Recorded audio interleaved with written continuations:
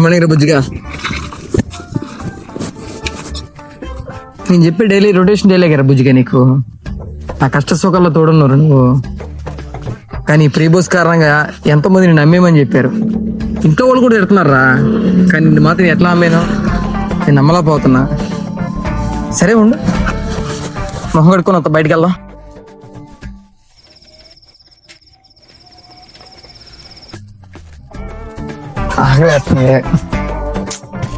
ఇదేమైనా ఉండిందా?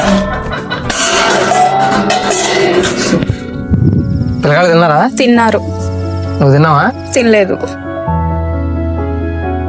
సర్లే ఉండు, ఎసరు పెట్టించు, బయటికి వెళ్ళొచ్చు. రైస్ తీసుకొస్తావు? నువ్వేరా మర్చిపోయావా?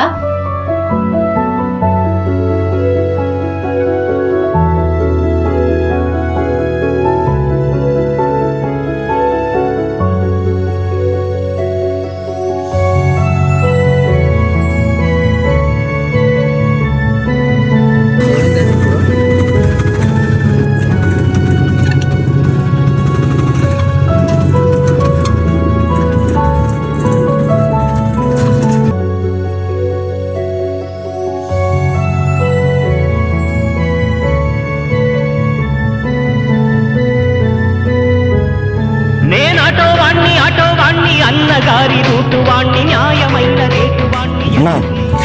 జంక్షన్ లో హాస్పిటల్కి వెళ్ళాలి, ఎంత తీసుకుంటారు? 100 రూపాయలు తమ్ముడు.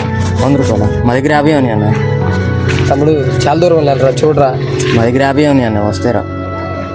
సరే ఎక్కండి, ఏం చేస్తాం మరి. ఆటోలకు వచ్చేటైపు.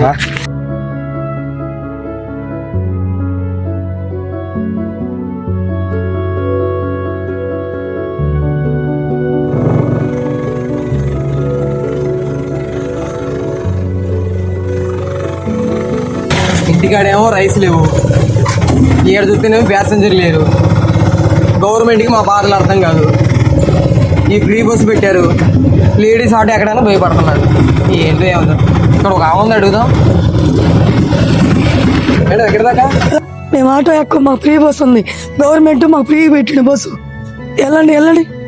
ఇన్ని రోజులు మీరు డబ్బులు తీసుకొని ఎక్కువ తీసుకొని మేము బాధలు పడ్డాం. మీరు వెళ్ళండి, మాకు ఫ్రీ బస్సు వస్తుంది, మేము ఎక్కువగానే వెళ్ళండి. అది కాదమ్మా, బస్సు వచ్చేప్పటికి లేట్ అయింది. మీరు ఎక్కడికి వెళ్ళాలంటే అక్కడికి వెళ్ళి తీసుకెళ్తారండి. మీరు అంత ఇస్తే అంత ఇవ్వండి. తమ్ముడు ఎన్నిసార్లు బతిలాను, ఇప్పుడు నేను రాను అని చెప్పిన. ఫ్రీ బస్ వస్తుంది, నేను వెళ్తా. నువ్వు ఉట్టిగా ఎక్కించుకెళ్ళినాగా నేను ఎక్కను, నీకు రూపాయి ఇయ్యను. నువ్వు నగలు కూడా దారి పడిపో, వెళ్ళిపో. వద్దెక్కడ, నేను ఎక్కను నీ ఆటో. బస్సు వస్తుంది, ఫ్రీ బస్సు. సరే సర్లేమ్మా, వెళ్తాను. నేను ఫ్రీ బస్సు మీద వెళ్ళు. మా ఆటో వీలు కూడా తెలిసి వచ్చి రోజు వచ్చిద్దమ్మా. పదరా బుజ్జిగా.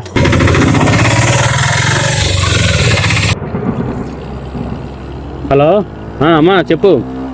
హెల్మెట్ పెట్టుకున్నా, నువ్వు జాగ్రత్తకి వెళ్ళు, ఇంటికి జాగ్రత్తకి వెళ్తా. ఓకే.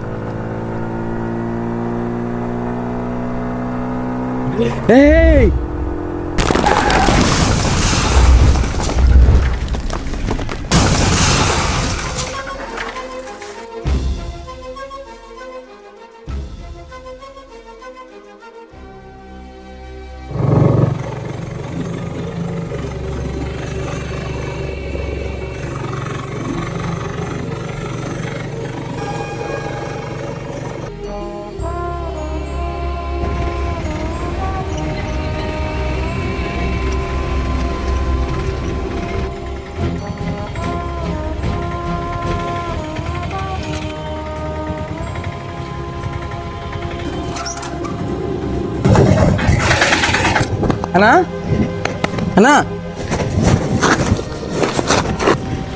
అన్నా అన్నా అన్నా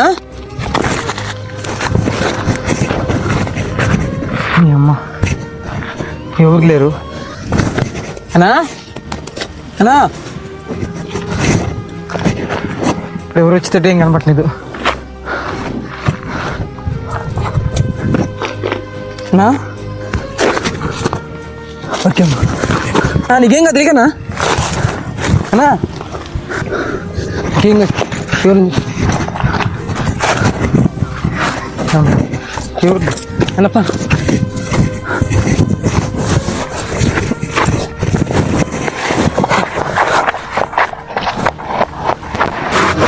వెళ్ళిపోదా. నిమిషాలు వెళ్ళిపోదా ఇవ్వకూడదు.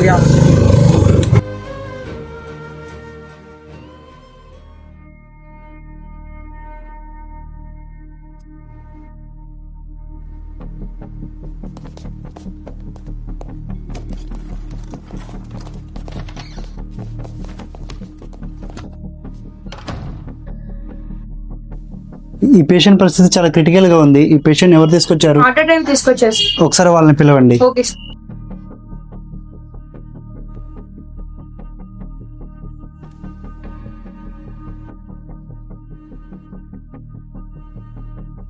ఈ పేషెంట్ తీసుకొచ్చింది మీరేనా? ఈ పేషెంట్ మీకు ఏమవుతారు?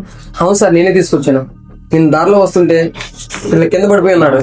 చాలా బ్లడ్ పోయింది, ఎవరు చూడలేదు, అక్కడ ఎవరు లేరు.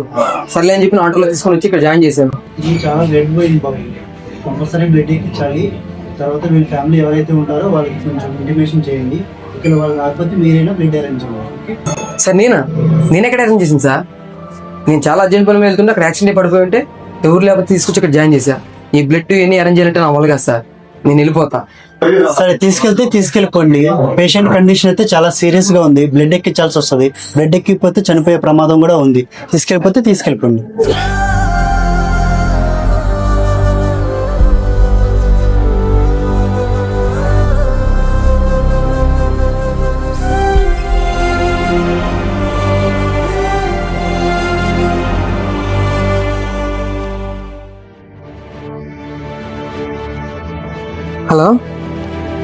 హలో సినిమా అన్న, ఇట్లా నేను వస్తుంటే ఇక్కడ యాక్సిడెంట్ పడిపోతే ఒకటి తీసుకుని జాయిన్ చేశాను హాస్పిటల్లో.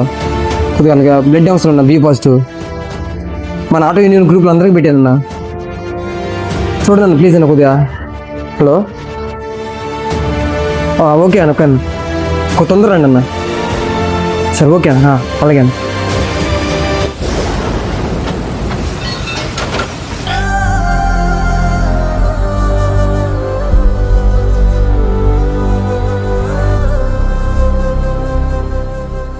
తుఫానులా ఎగిసే నీ ప్రవచనం, తమోజ్వల కదిలే నీ యువజనం.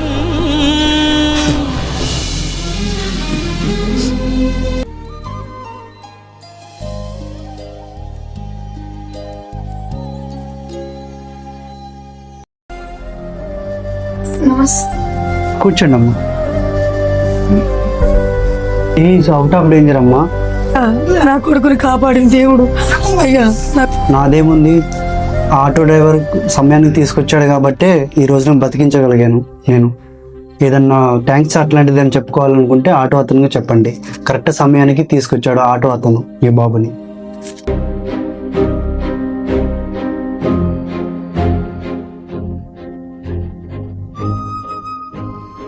బాబు మీరా?